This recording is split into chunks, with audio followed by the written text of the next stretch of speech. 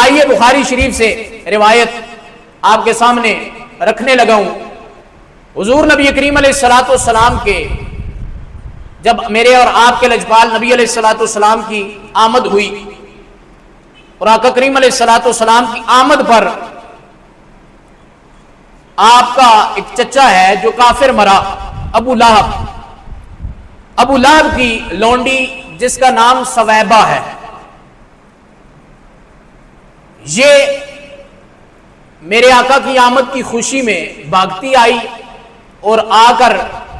ابو لہب سے کہا کہ اے ابو لہب، تیرے بھائی کے گھر میں بیٹا پیدا ہوا ہے، یعنی تیرا بھتیجا پیدا ہوا ہے۔ تو ابو لہب نے جب یہ سنا تو ابو لہب نے اسے ہاتھ کی انگلی سے اشارہ کیا اور کہا جا تجھے میں اس خوشی میں آزاد کرتا ہوں۔ محبت سے کہیے نا سبحان اللہ۔ ہم نے نتیجہ نکالنا ہے بات کا۔ اور بخاری شریف وہ کتاب کہ جو قرآن کے بعد جس کا مرتبہ و مقام ہے، اس کے اندر روایت موجود نہ ہو، میرا گریبان حاضر ہے، آپ پکڑ سکتے ہیں اور مجھ سے پوچھ سکتے ہیں، سوال کر سکتے ہیں، مولانا آپ نے یہ بات کی تھی اور وہاں لکھی ہوئی نہیں ہے، آپ ہمیں دکھائیں کہاں لکھی ہے۔ تو میں انشاءاللہ آپ کو دکھانے کے لیے تیار ہوں، حاضر ہوں۔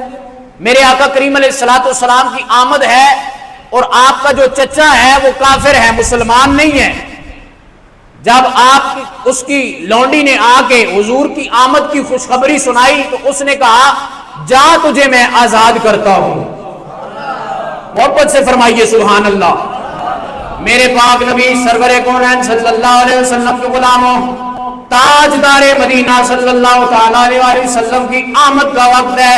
میرے لجپال نبی علیہ الصلوۃ والسلام دنیا میں تشریف لائے۔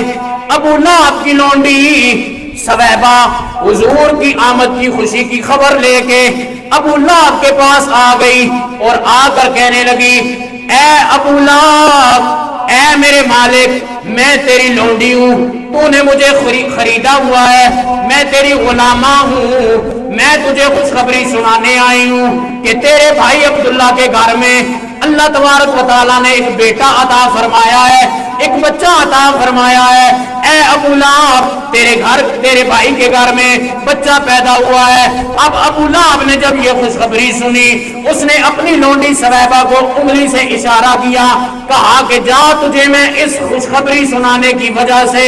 اس خوشخبری کی وجہ سے تجھے میں آزاد کرتا ہوں۔ آج کے بعد تو میری غلامہ نہیں ہے، تو میری ملازمہ نہیں ہے، تو میری خریدی ہوئی لونڈی نہیں ہے، جا میں تجھے آزاد کر دیتا ہوں۔ اب سویبہ جو غلامہ تھی، جو لونڈی تھی، وہ آزاد ہو جاتی ہے۔ کچھ عرصے کے بعد جب ابو لہب دنیا سے چلا جاتا ہے، مر جاتا ہے، وفات ہو جاتی ہے، کسی نے خواب میں دیکھا، خواب میں دیکھنے والے نے حال پوچھا کہ اے ابو لہب، اپنا حال تو بتا، تیرے ساتھ قبر میں کیا معاملات پیش آئے ہیں، تیرے ساتھ قبر میں کیا معاملات ہو رہے ہیں۔ اب ابو لہب کا جواب سنیے۔ ابو لہب کہنے لگا، کہتا ہے کہ جب میں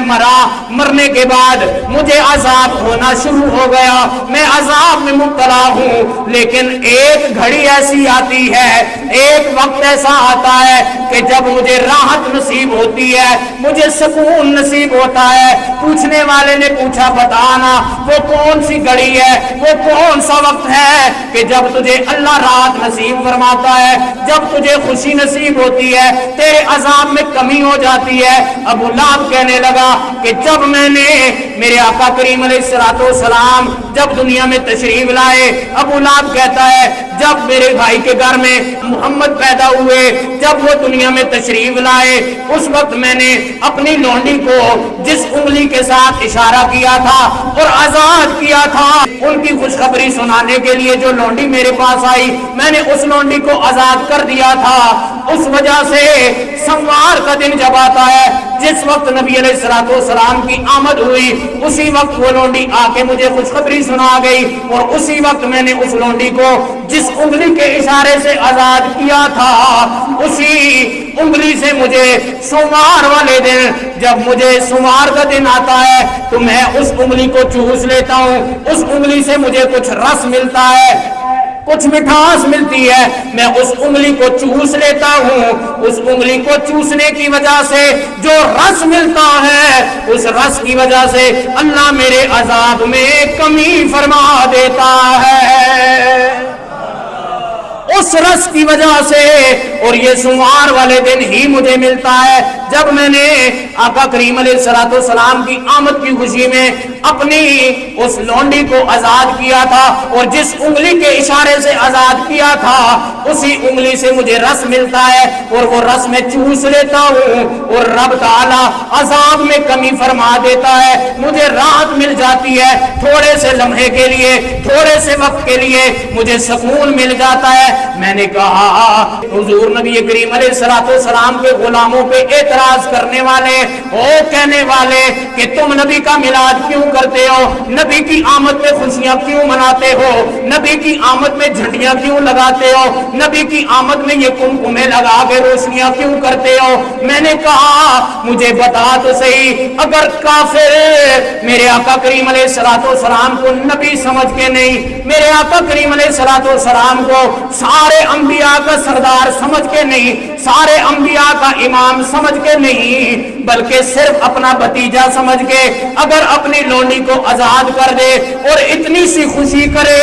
میرا رب اس کی خوشی کو بھی قبول فرماتا ہے، اور جب سوار کا دن آتا ہے اسے میرا رب اسی وقت میں وہ رس عطا فرما کے اس کے عذاب میں کمی فرما سکتا ہے۔ تو جو میرے آقا کے غلام حضور کو نبی جان کے، تاجدار انبیاء کو سارے انبیاء کا امام سمجھ کے، سارے رسول کا امام سمجھ کے، اور کائنات کے اندر رحمت للعالمین بن کے آنے والی شخصیت سمجھ کے میرے نبی کا میلاد کرتا ہے، میرے نبی کی آمد کی خوشیاں کرتا ہے، تو میرا رب اسے کیوں نہیں نوازے گا؟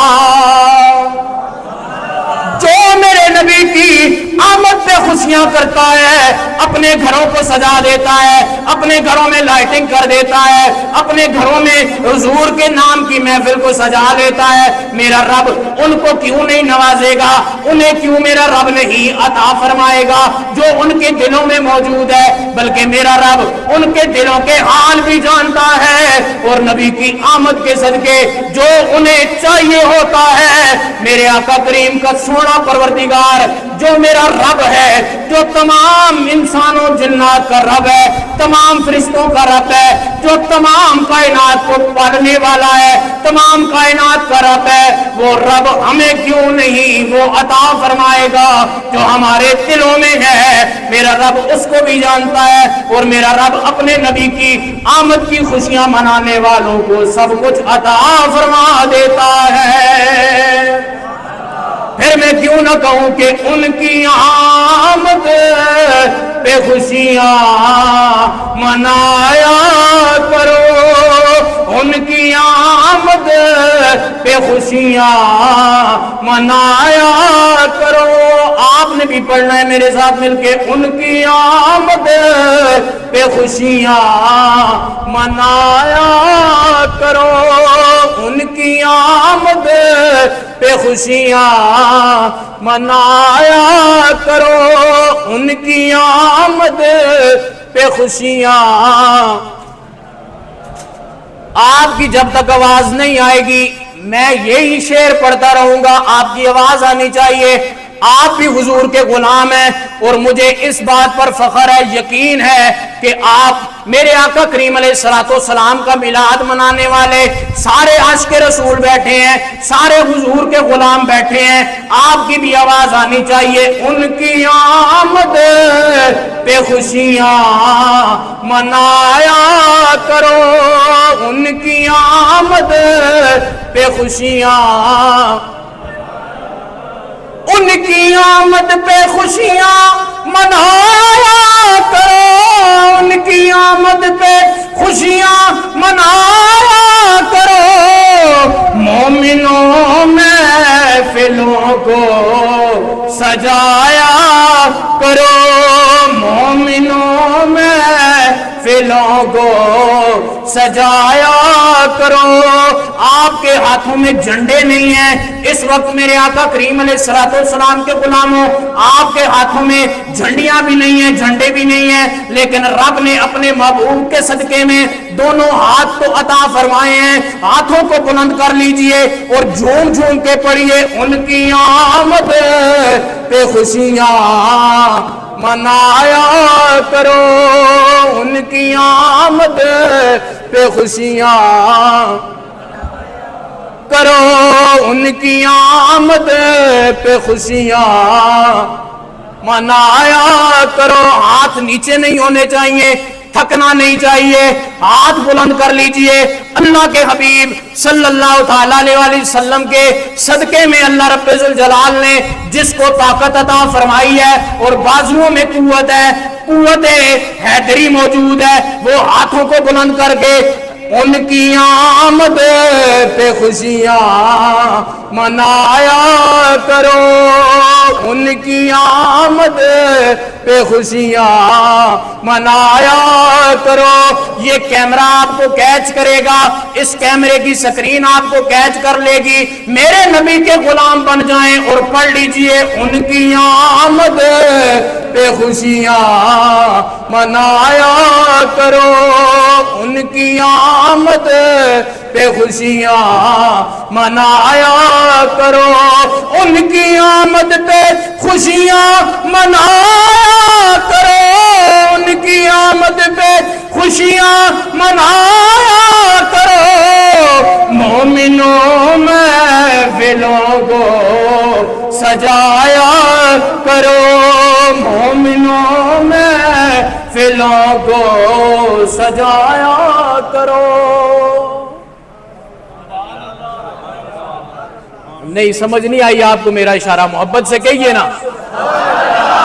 سبحان اللہ، ماشاء اللہ، پھر محبت سے کہہ دیجئے اللہ اکبر یا رسول اللہ۔